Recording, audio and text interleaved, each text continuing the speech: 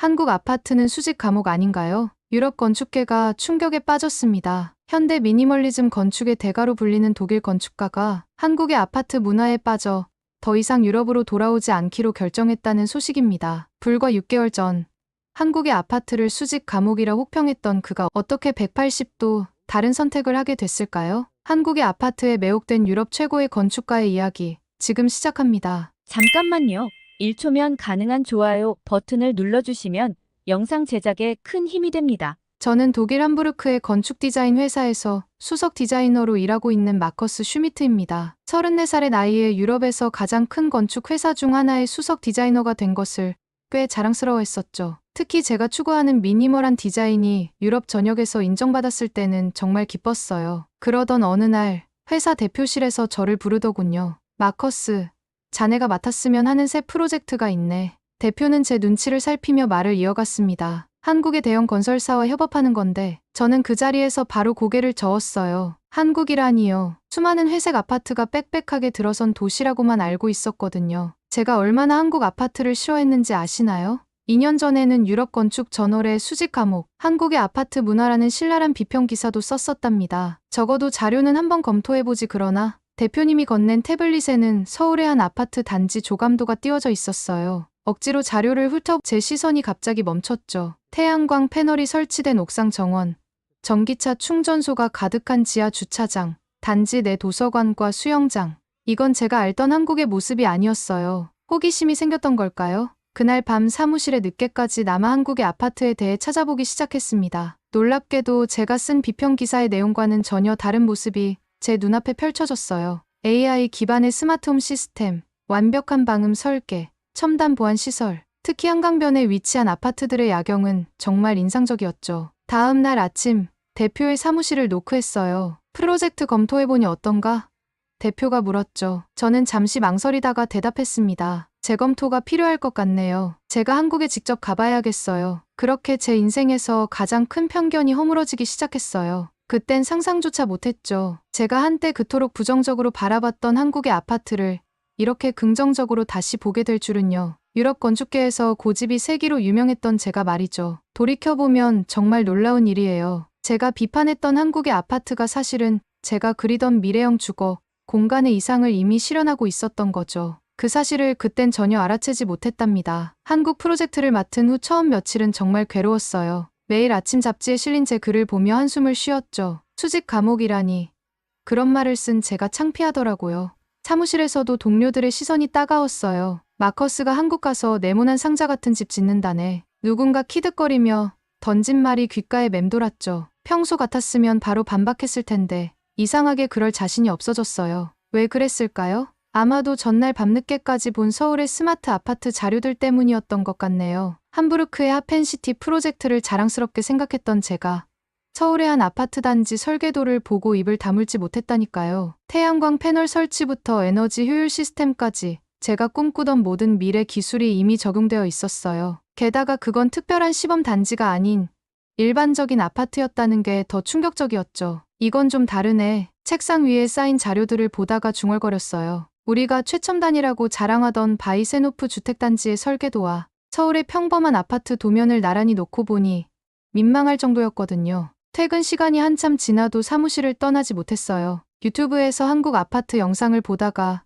제 눈을 의심했죠. 스마트폰으로 집안 온도를 조절하고 엘리베이터를 미리 부르고 택배함도 자동으로 열리는 걸 보면서요. 우리가 아직 실험실에서만 구현하고 있는 기술들이 이미 일상이 되어 있었어요. 동료 토마스가 커피를 들고 제 책상을 찾아왔어요. 아직도 한국 자료를 보고 있나? 뭐가 그리 재미있어? 저는 모니터를 가리켰죠. 이거 봐. 모든 집에 바닥 난방이 기본이래. 우리가 럭셔리 주택에나 넣는 시스템이. 토마스가 코웃음을 쳤어요. 에이, 분명 시범 단지겠지. 그날 밤 집으로 가는 지하철에서 문득 생각났어요. 제가 쓴 그 비평 기사는 한 번도 한국에 가보지 않고 쓴 거였죠. 다른 서양 건축가들의 글을 참고해서 베껴 쓴 거나 다름없었어요. 창피하더라고요. 집에 오자마자 바로 한국행 비행기 표를 예약했어요. 제 눈으로 직접 봐야겠다는 생각이 들었거든요. 예약 완료 버튼을 누르는 순간 이상한 기분이 들었어요. 제 머릿속이 완전히 뒤죽박죽되는 기분이었죠. 오랫동안 믿어왔던 제 건축 철학이 흔들리고 있다는 걸 느꼈거든요. 하지만 이상하게도 두렵지는 않더라고요. 오히려 설렘이 컸죠. 서울행 비행기 티켓을 보며 일주일만 있으면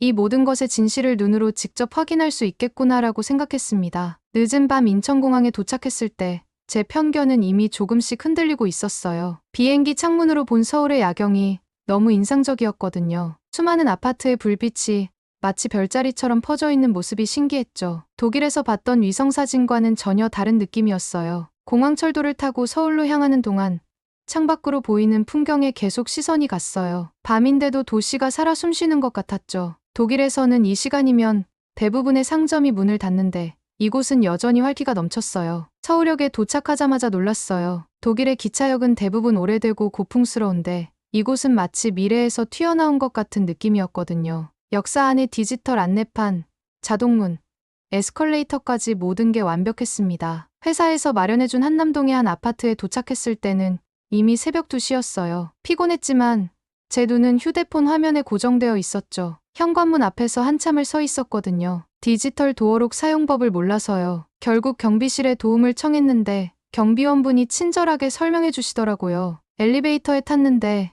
버튼을 누르지 않아도 자동으로 제 층으로 올라가는 거예요. 디지털 키가 층을 인식한 거였죠. 문을 열자마자 또 한 번 놀랐어요. 현관문 옆에 설치된 패드로 집안 온도와 조명을 한 번에 제어할 수 있었거든요. 베란다에 서서 한강을 바라보는데 묘한 기분이 들었어요. 제가 그토록 비판했던 수직 감옥에서 오히려 제가 꿈꾸던 미래 주거의 모습을 발견하고 있었거든요. 피곤했지만 잠들 수가 없었어요. 창밖으로 보이는 서울의 야경을 보면서 생각했어요. 제가 쓴 그 비평글이 얼마나 무지했는지를. 하지만 이건 시작에 불과했죠. 제가 진짜로 충격을 받게 될 건 다음 날부터였으니까요. 아침에 눈을 떴을 때 처음엔 제가 어디 있는지 몰라 당황했어요. 창밖으로 보이는 한강 전망이 낯설었거든요. 잠깐 혼란스러웠지만 이내 제가 한국에 왔다는 걸 떠올렸죠. 침대에서 일어나려는데 벽에 달린 패드가 반짝거리더라고요. 호기심에 터치해봤는데 갑자기 커튼이 자동으로 열리면서 아침 햇살이 쏟아져 들어왔어요. 깜짝 놀라 뒤로 물러섰죠. 독일에서는 상상도 못할 일이었어요. 화장실에 가려다 또 한 번 놀랐어요. 맨발로 바닥을 밟는데 따뜻하더군요. 나중에 알고 보니 바닥 난방이었어요. 독일에선 고급 빌라에서나 볼 수 있는 시설인데 말이죠. 샤워를 하는데 물 온도까지 자동으로 맞춰졌어요.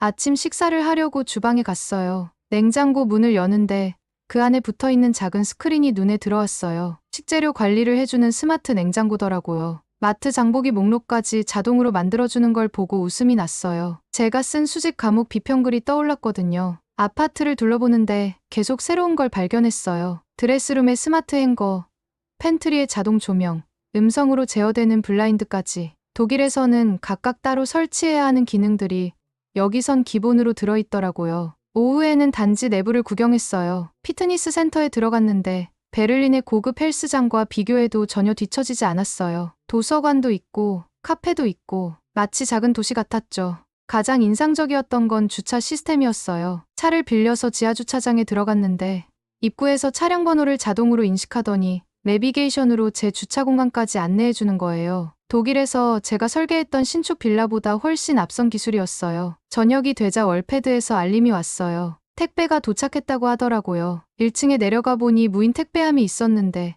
자동으로 문이 열리면서 택배를 찾을 수 있었어요. 회사에서 보낸 자료였죠. 그날 밤 베란다에 서서 서울의 야경을 바라봤어요. 제 눈앞에 펼쳐진 풍경은 제가 그동안 상상했던 것과는 완전히 달랐어요. 수직 감옥이라니 이곳은 오히려 제가 꿈꿔왔던 미래형 주거의 모습이었거든요. 노트북을 펴고 본사에 이메일을 썼어요. 제가 완전히 잘못 알고 있었습니다. 라고요. 하지만 보내지는 않았어요. 이걸 말로 설명하긴 힘들 것 같았거든요. 직접 보고 경험해야만 이해할 수 있는 거였죠. 그래서 결심했어요. 더 많이 보고 더 자세히 기록하기로요. 아침 러닝을 하기 위해 단지 안산책로를 달리고 있었어요. 미세먼지 앱을 보니 공기가 좋다고 하더라고요. 독일에선 이런 앱은 본 적도 없었는데 말이죠. 달리다 보니 잔디밭에서 요가 매트를 펴고 있는 주민들이 보였어요. 가까이 가보니 단지 내 피트니스 센터에서 진행하는 무료 수업이라고 하더라고요. 씻고 나와 보니 휴대폰에 알림이 와 있었어요. 아파트 관리 앱이었죠.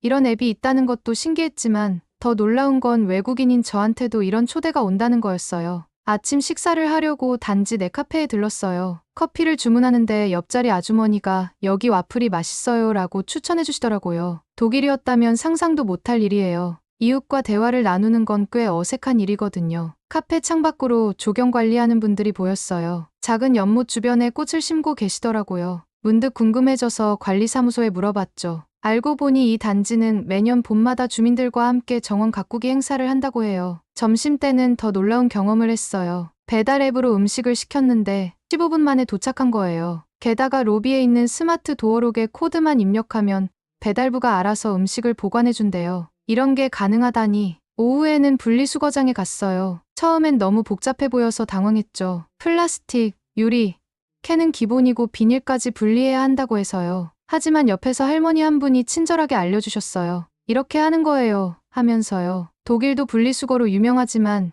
이 정도로 섬세하진 않았어요. 저녁 간담회에 참석했는데 이것도 충격이었어요. 관리사무소에서 태양광 패널 설치와 전기차 충전소 증설을 제안하는데 주민들이 적극적으로 의견을 내더라고요. 베를린에선 이런 결정에 몇 년이 걸리는데 여기선 한 번에 회의로 결정이 나는 게 신기했어요. 회의가 끝나고 집에 돌아오는 길에 옥상 정원에 들렀어요. 서울의 야경을 보며 생각에 잠겼죠. 이곳은 단순한 주거 공간이 아니었어요. 마치 작은 도시 같았어요. 모든 게 연결되어 있고 모든 게 효율적이고 모든 게 스마트했죠. 노트북을 켜고 오늘 본 걸 정리하면서 깨달았어요. 제가 봐왔던 도면이나 사진은 이곳의 극히 일부분만 보여줬다는 거요. 실제로 이곳에서 살아보니 매일매일이 새로운 발견의 연속이었어요. 그리고 이건 시작에 불과했죠. 다음 날 한국 건설사와의 첫 미팅은 충격의 연속이었어요. 회의실에 들어서는 순간부터 달랐어요. 제가 알던 건설사 회의실과는 전혀 다른 광경이 펼쳐졌거든요. 벽면 전체가 디스플레이였고 테이블 위에는 홀로그램 프로젝터까지 설치되어 있었죠. 마치 공상과학 영화의 한 장면 같았어요.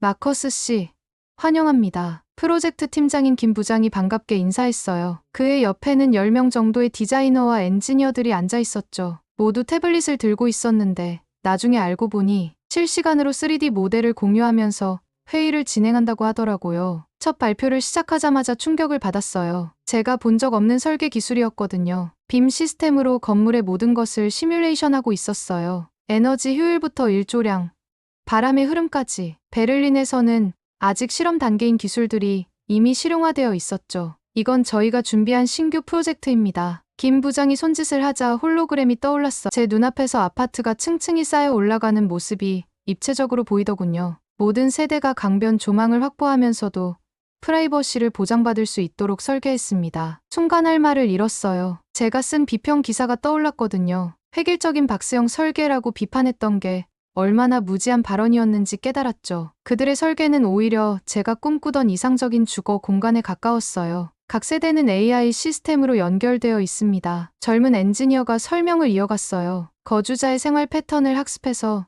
최적의 환경을 제공하죠. 에너지 사용량도 자동으로 최적화됩니다. 회의가 진행될수록 제 고정관념이 하나씩 무너져 내렸어요. 가변형 벽체로 공간을 자유롭게 변형하는 기술, 빗물을 재활용하는 친환경 시스템까지. 이건 제가 알던 아파트가 아니었어요. 마커스 씨의 의견을 듣고 싶습니다. 김 부장의 말에 저는 잠시 망설였어요. 뭐라고 해야 할지 모르겠더라고요. 제가 배워온 모든 건축 이론이 이 순간 무의미해 보였거든요. 솔직히 말씀드리면 제가 입을 열었어요. 제가 완전히 잘못 알고 있었네요. 이건 단순한 주거 공간이 아닙니다. 이것은 말을 잇지 못했어요. 제 앞에 펼쳐진 건 그저 아파트가 아닌 미래였으니까요. 회의가 끝나고 숙소로 돌아오는 길에 휴대폰을 꺼냈어요. 본사에 이메일을 쓰기 시작했죠. 우리의 프로젝트 방향을 완전히 수정해야 합니다. 제가 본 것들을 직접 보여드리고 싶습니다. 창밖으로 한강의 불빛이 반짝이고 있었어요. 그제야 알 것 같았어요. 왜 사람들이 이곳에 살고 싶어 하는지, 왜 이 수직의 도시가 그들에게 특별한지를.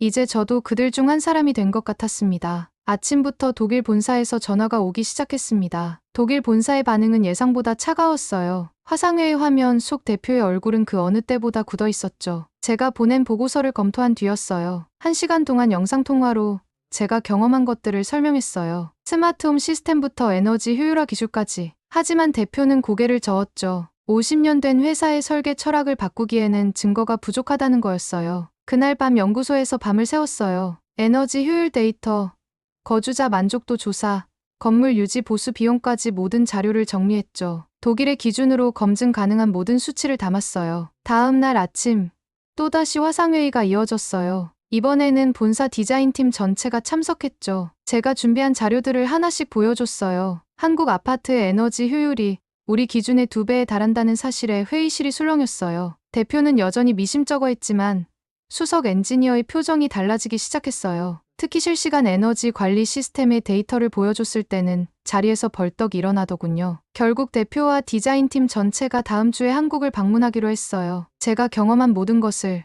그들의 눈으로 직접 확인하게 될 거였죠. 전화를 끊고 나니 마음이 가벼워졌어요. 창밖으로 보이는 서울의 밤 풍경이 더욱 빛나 보였죠. 50년 된 우리 회사의 새로운 전환점이 될 것 같은 예감이 들었습니다. 본사팀이 도착한 첫날, 한국건설사의 연구소는 그 어느 때보다 분주했어요. 대표를 포함해 15명의 디자이너와 엔지니어들이 도착했을 때 로비부터 술렁이더군요. 제 마음은 불안과 기대로 가득했죠. 이 보수적인 독일팀이 제가 경험한 것들을 어떻게 받아들일까 하는 걱정도 컸어요. 첫 번째 미팅은 한국건설사의 연구소에서 진행됐어요. 로비에 들어서는 순간부터 독일팀의 눈이 휘둥그레지더군요. 벽면 전체가 투명 디스플레이였거든요. 저도 처음 왔을 때 그랬듯이요. 연구소장님의 프레젠테이션은 완벽했어요. 실시간 3D 시뮬레이션으로 건물의 에너지 흐름을 보여주는데 우리 대표의 표정이 순간순간 바뀌어갔어요. 이 데이터는 실제 건물에서 나온 건가요? 그의 목소리에서 처음으로 흔들림이 느껴졌어요. 점심시간,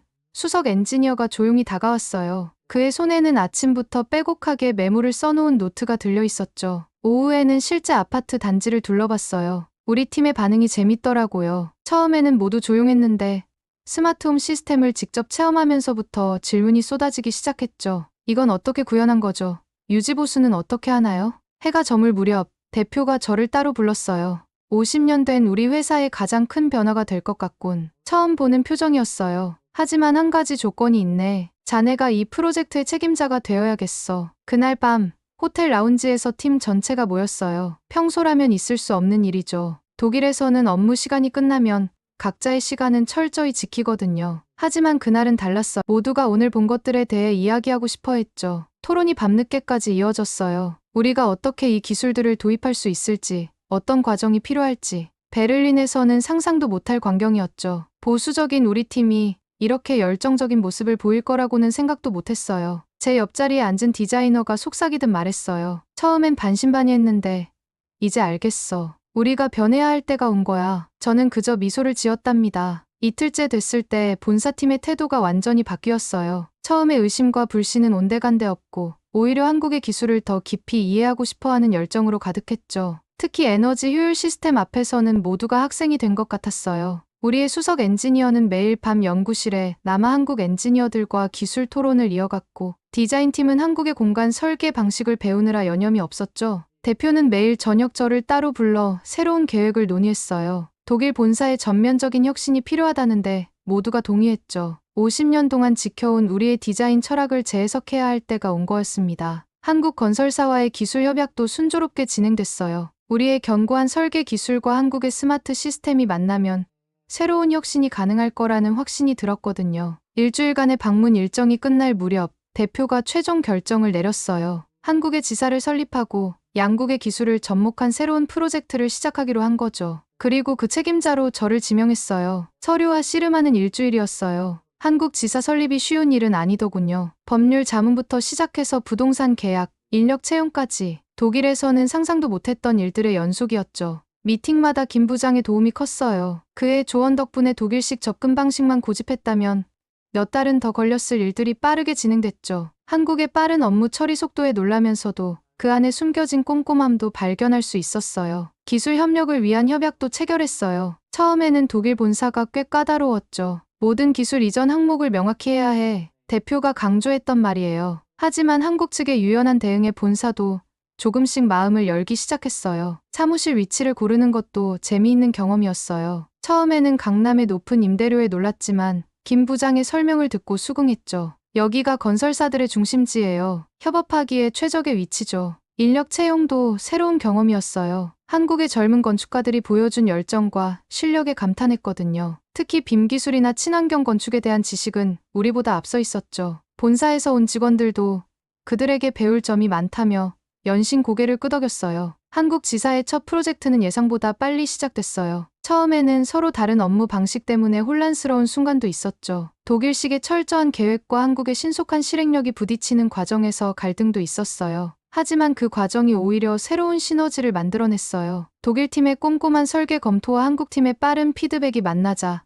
놀라운 속도로 프로젝트가 발전해갔거든요. 특히 환경 친화적 설계 부분에서 큰 진전이 있었어요. 한국의 친환경 기술과 독일의 에너지 효율 노하우가 만나자 기존의 한계를 뛰어넘는 혁신적인 아이디어들이 쏟아져 나왔죠. 태양광 패널과 빗물 재활용 시스템을 접목한 새로운 설계는 본사에서도 극찬을 받았어요. 무엇보다 가장 큰 변화는 직원들의 마음가짐이었어요. 서로의 문화를 이해하고 배우려는 자세가 자연스럽게 형성됐죠. 독일 직원들은 한국어를 배우기 시작했고, 한국 직원들은 독일의 정확성을 익혀갔어요. 이제 우리 지사는 단순한 해외 사무실이 아닌 새로운 주거 문화를 만들어가는 혁신의 중심이 되어가고 있었어요. 한국의 아파트는 단순한 주거 공간이 아니었어요. 그곳에는 미래가 살고 있었죠. 첨단 기술과 전통이 조화를 이루고 개인의 편리함과 공동체의 가치가 공존하는 곳. 우리가 그토록 찾아 헤매던 이상적인 주거 공간의 모습이었어요. 처음 이곳에 왔을 때 가졌던 편견이 부끄러워질 만큼